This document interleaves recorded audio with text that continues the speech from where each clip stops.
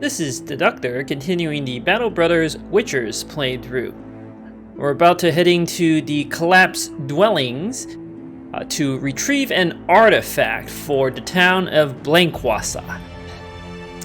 For these type of contracts, it's possible to just run into the location, retreat, and you'll still be able to complete it. But there's an opportunity to also win the battle, which would be great. We get more experience and more loot. My decision point is going to be how many ancient dead. These are always ancient dead, and it's usually 4 ancient auxiliaries. If it's 4, we can take them. If it is 6, I'm running, unless we have some sort of super favorable situation going on. But it's 6 is too much. They have fearsome at this stage, and our armor is terrible. As soon as they start hitting our hit points, like, the entire company is going to rout. So yeah, 6 is too many. It's almost always 4 from my experience. So it's the usual strategy. I'm not going to even bother for bow. There's no point in against them. 2 guys with shields, I mean, that's all we got. And then everyone else double grip. They are pretty slow. Hopefully we'll be able to go ahead of them, alpha strike them, maybe reduce 4 to 2. And then once there's 2, it should be a simple cleanup operation. They are resistant to piercing weapons, so I do have a flail and a mace, which is helpful. But it could get a little dicey. Anyway, let's get to it. Alright, a lot of text, but there is a line that says blah blah blah. You sending only Daytailor, who knows what he's after and who you trust to take care of himself were anything to happen. A few minutes later, you hear the man struggling to crawl back out, and he sounds to be quite in a rush. He yelps for help, and you and a few other mercenaries stick their hands into the hole. He grabs on it, and together you yank him out. He's got the petrified almanac, right? Like, this text tells you that he's actually got the artifact. So at this point, we can just run if we wanted to. But let's see how many there are. 4. We can beat 4. And they have shields. Well, let's wait for them to come up. This always happens. It's interesting, our gravedigger is so slow that because of his paranoid. Interesting.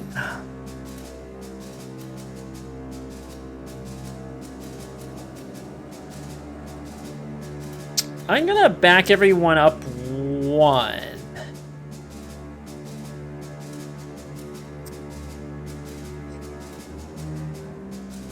Because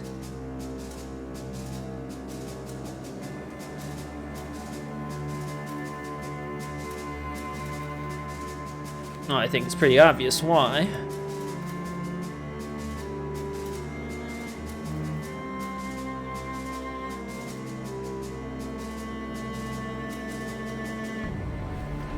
Alright, let's see what they do. They might just... The AI for these ancient dead have been improved. They used to just mindlessly rush you. That would give us 2 free turns of attacks. But now they usually move, yep, up like that, and then they'll wait. Isn't that interesting? One in the back has... Now, one of these, this one, he's actually ended his turn. That is very intriguing.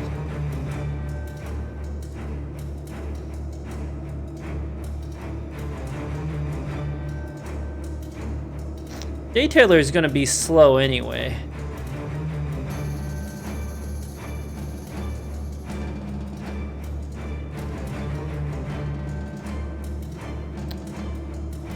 Obviously, we kill the guys without shields first.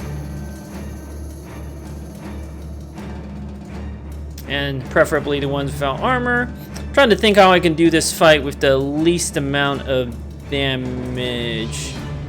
Gravedigger, and then I get to go. It'd be a shame to give up some hits here.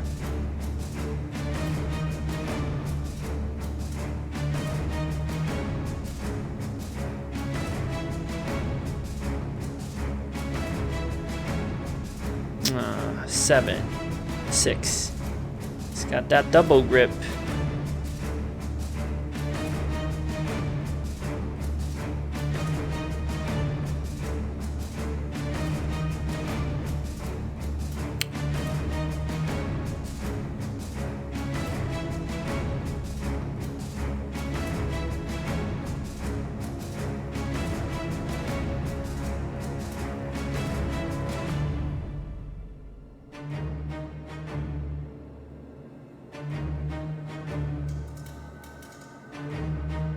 I'm planning out my moves, don't worry.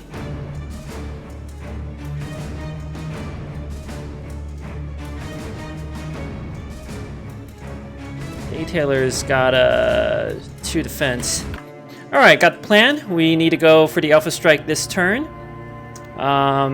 If I don't wait, I might be able to go ahead of them. So, I'm gonna move my Detailer up here because I have to put the flail user Lebrick right over here, so there's no choice. I have to move my Detailer up 60%. That's not great. End my turn immediately to go first. Gravedigger move up. Might as well wait. Could stab. We'll decide that later. Lebrick moves up like this. Beautiful hit. Double grip. That double grip so good. One shot of that thing. That was huge.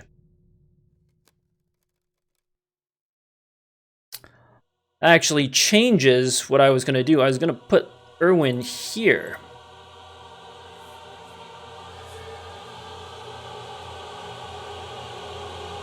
Actually changes things quite a bit.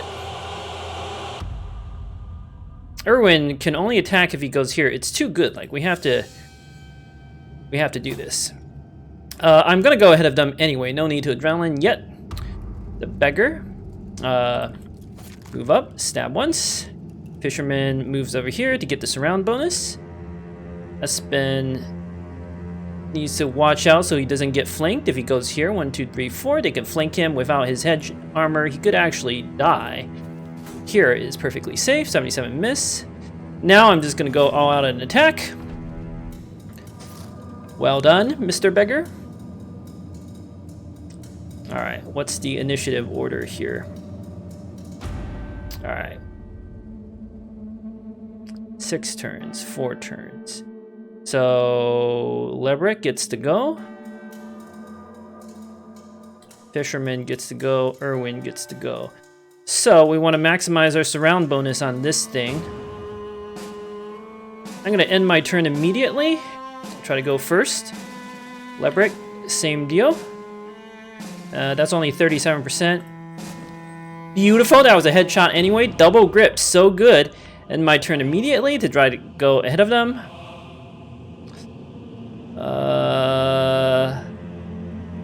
I want him to move up 1.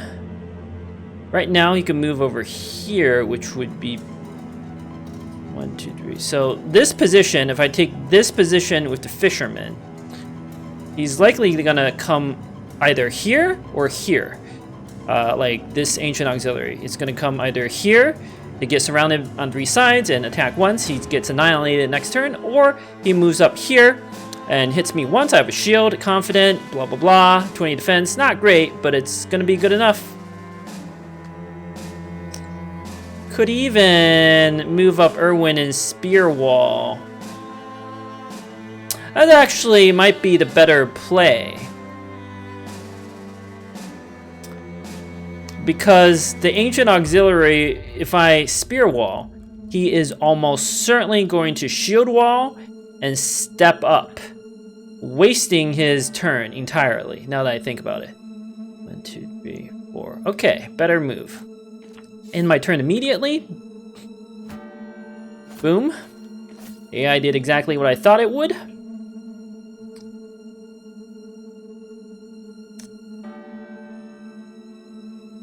Gravedigger. Now let's bum rush it. 24%. We have that pierced leg muscle. Still, if I end my turn immediately, I might actually go ahead of him. Yeah, we hit 20%. How about that? S-Ben goes, let's say, right here. And his turn immediately. The Gravedigger. I want the Fisherman to go... 2,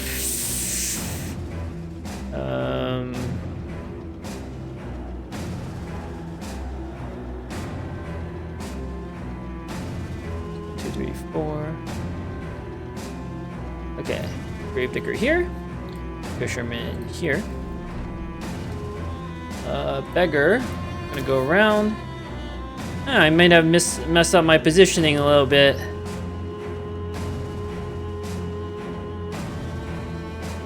I shouldn't have moved the Gravedigger there. I wasn't thinking. Alright, well. My adrenaline now.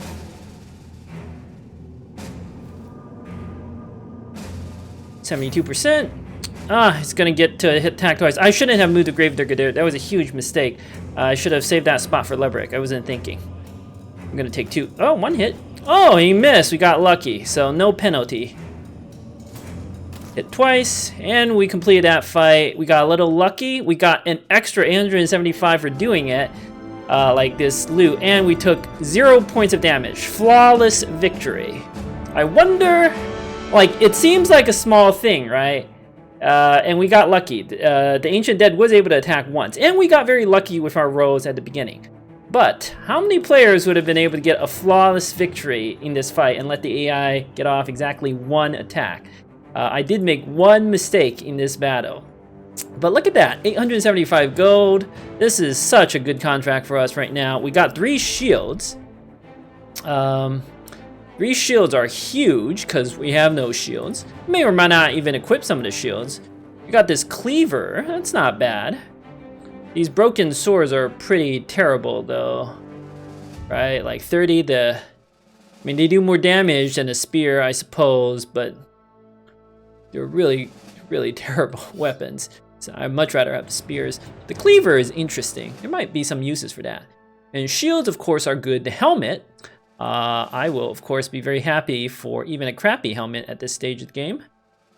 Give it maybe to Irwin because his hit points are low. Got some level ups here. Lebrick. What was I doing with him? He had the 114 initiative. If he had rolled +5, I would have gone down that path. And I probably would have given him dodge. But he did not. Irwin. Under low roll here on the defense. High roll on the initiative, which is interesting. But I can't pass up that +4 hit points. I feel like we can make initiative builds, but there are better brothers for that, and I can still take advantage of it. Potentially. +4 on hit points is too good to pass up. Let's get you Colossus, because no matter what build you go, you're gonna need Colossus. Gravedigger, beautiful. Alright, I don't care you don't get attacked, buddy. You just need to keep those defenses up for us. I'm actually kind of tempted to take the +3 resolve roll. Let's take the Colossus. It's actually quite tempting, but hit points also doesn't suck, and you have okay resolve. Alright, I'm gonna make a cut. Alright, we're back at Blankwassa. We got 370 crowns for that work, but the real prize is this. The ancient coins worth so much money. Oh boy, that is such a huge boost at this stage of the campaign. Let us, because this town has high spirits, well, they don't have more recruits, but stuff is cheaper. And selling prices are better, but they're still going to be, I think, better at the big town. So, but we should buy some stuff. Like, realistically, this is the cheapest we're going to get tools for a while. And certainly the cheapest we're going to get food for a while. I don't even think we can make money selling and buying goods even with such reasonable prices. So the tools and the food for sure. That should be enough food to last 2 days. That's plenty of days. I like the nets. Like, the nets are how we win against raiders. It would be silly not to get the nets. There's a pitchfork. We don't really need that. What's the price to go 60? That's pretty low considering we have money. And we don't need healing, right? Because of that flawless victory. Yeah. Alright, so I want the nets. We're a little poor, it seems, but don't worry, we'll get our money back. Let's travel to Weisenstad. I was really hoping another contract would spawn, but yep, the prices here are better. Sell this right away. We now have cash. I can, I'm not gonna use these broken swords. Let's just sell them. Now that we have shields, the bucklers can go. Sell that.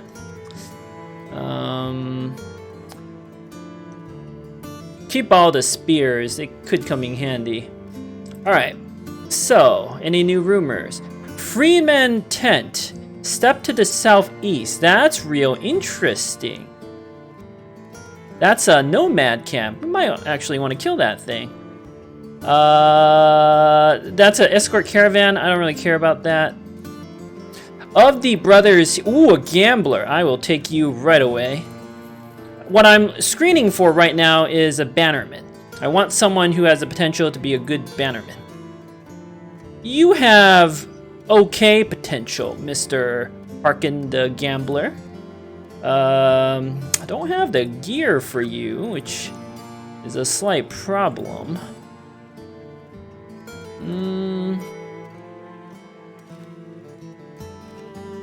Not sure what to do if you get. Do we hire anyone else? Flagellants can also potentially be good. Let me think. Alright, I thought about my decisions. The Flagellant's definitely interesting pickup. If I didn't have a flail already, I would pay just because I can get him and... Like, this is my thought process. I need a bannerman. Like, that is the highest priority right now. This guy, the Gambler, with the 45 resolve and 1 star, he's not great, but he is an acceptable bannerman. Honestly, he's like acceptable even late game for me. You don't need that good of a bannerman, but would I like better? Yes, I would like better. However, this is who we got, and he's good enough. More than good enough for early game. In fact, he's actually pretty solid. Like, his stats are good. He's like 42 range with 2 stars. If you give him a crossbow, he can do something with that. I like to give quick hands on my bannerman anyway. Like, so he's like useful. The initiative is absurdly good. He's definitely going to go dodge. Like, there's a lot of potential on this guy. There's a lot of interesting things you could do with him. You can give him a crossbow, quick hands, and a banner. Dagger mastery, triple stab, someone that gets close. I mean, it's fun. I'm not saying it's a great build, but it's hilarious, and the brigands will never expect it. The orcs or the barbarians, they'll never see it coming. Like, you can intentionally leave a guy with a crossbow, quote unquote, exposed. They'll rush you. You have relentless, so you wait, they rush you, you switch, triple stab. Next turn you go again, triple stab. Like, they'll never see it coming. It's a lot of fun, but that's all like 40 days in the future. So my thought process is, now that I have someone who I consider an acceptable bannerman, the value on the Flagellant goes down. If he didn't roll well, that Gambler, I would have hired the Flagellant. Some other interesting recruits here. Historians, they're terrible at battles, but they give you good events. Minstrels, they're really bad. The stats are really bad, although they have decent resolve. I've made a Minstrel bannerman before. But they have a lot of events that keep your company happy. Also very fitting for the Witchers. I would hire him if the campaign were more stable. Once I get Raider gear, I will lean into the roleplay a lot more. Unfortunately, the first, like, before you get Raider gear, your options are just, if you want to not have RNG in the game, your options are a little more limited. Like, you should try to not hire, like, intentionally hire bad backgrounds. It's not like you can't win. Of course you can. People have won with, like, only beggars and cripples. But from an objective standpoint, like, is this strategically the correct move to hire that minstrel? Probably not. When the next town over, we can get farmhands or other backgrounds that are generally better. But like, you can hire the minstrel, you can hire the flagellant, it'll work. So the most interesting the next most interesting here is the freeman tent. Like, what should I do about this freeman tent? It says steppe on the southeast. Steppe is not the same as desert. Steppe is the yellow terrain. It's like this type of terrain. So it's like here. Like, this is where the freeman tent are. And you can kind of tell how difficult a location is by the name. It said freeman tent, meaning that it is likely to be a few cutthroats. We can actually go and fight and beat it. Meh, probably right now. However, is it the most optimal move? You can get some food from these fights. Because I do want to keep doing contracts for towns. Oh, I'm already friendly with Blankwasser. Okay, beautiful. I was thinking about my ambition. Like, I am friendly. It should proc soon. I do kind of also want to hang around Wisenstad because I feel like it's going to give a contract the next day. But the thing about camps is, what if it's hard, right? Like, that flagellant could come in real handy. Like, if I could hire the flagellant and we can go after that town or that camp. It's not a bad move necessarily. Still, it depends a little bit on just how hard the camp is. I don't actually know. I'm speculating it's mostly nomad cutthroats. But if there's like half a dozen nomad outlaws, I'm not gonna fight that. It's too RNG. Like, if I win, I lose probably too many guys. At a certain point, if the enemy's stats are too good, like, it just becomes RNG. The fights I've taken, like, I've been 100% confident. I'm in control the entire time. And it's just like optimizing the fight to take the least amount of damage and get the most amount of loot. But like, you win 100% no matter what. This fight, you win probably 100% no matter what, but it's hard to do without taking losses, depending on the comp. Boy, this is like a very interesting strategic question. Do we head north, try to find another town to do contracts? Or do we go kill that tent? Based on the description, I'm pretty sure it's a small nomad camp. And at this stage of the game, I'm pretty sure it's just like 6 or 7 cutthroats. And the best possible scenario is if it's like 5 cutthroats and 2 outlaws, because then we can dagger down the outlaws and get their loot. We could hire the flagellant. With 9 guys, we basically always win. I feel better. Do we have enough gear? Yes, we do. We can unequip this armor. In between the flails and the spears, it's hard to imagine. And we have shields. But I kind of don't want to hire the flagellant. Kind of want some other backgrounds. Like thieves. And hunters. I'm gonna take a risk and try to find it without hiring the flagellant. If it's too much, we'll just run. We lose a bit of time on the day. I only care about all of this because it's day 100. Like, I set myself a special challenge for day 100. If there's no time limit, these decisions are irrelevant. It doesn't matter what you do. Oh, and the ambition triggers. Beautiful. Alright. So I am going to go and find this camp. It is almost certainly right here. Come on. Yep, I was right. Look at that. My prediction is exactly right. We're gonna kill this. But I feel like that's something for the next episode. Thank you for watching. Until next time.